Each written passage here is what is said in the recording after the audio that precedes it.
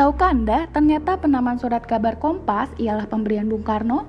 Kompas media cetak telah berkiprah selama 53 tahun di Indonesia dan salah satu media tertua yang masih bertahan. Kompas pun telah menemani masyarakat Indonesia dengan gaya jurnalisme yang khas, melewati Orde Lama, Orde Baru, dan Reformasi. Koran ini pertama kali didirikan oleh PK Ojong dan Jakob Utama.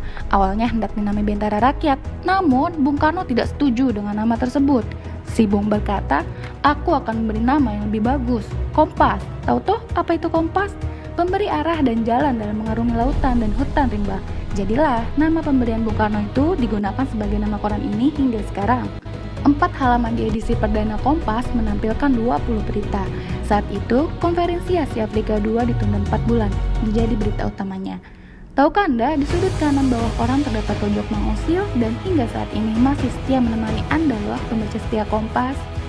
Kompas semakin diterima oleh bangsa Indonesia. Di masa awal berdiri, koran Kompas terbit mingguan dengan 8 halaman, lalu terbit 4 kali seminggu, dan hanya dalam kurun waktu 2 tahun telah berkembang menjadi koran harian nasional dengan oplah mencapai 30.650 eksemplar. Bahkan di tahun 2004, oplah hariannya sudah mencapai 530.000 eksemplar. Khusus untuk edisi minggunya malah mencapai 610.000 eksemplar. Pembaca koran Kompas telah mencapai 2,25 juta orang di seluruh Indonesia. Sebagian besar pembaca Kompas adalah pembaca setia dan konsisten yang mencerminkan Indonesia mini, kaum muda yang produktif dengan tingkat inteligensia tinggi, serta orang-orang yang secara sosial berpengaruh dan berada pada posisi yang menentukan. Perusahaan Anda ingin pasang iklan Kompas cetak? Kunjungi pusat pemasangan iklan.com.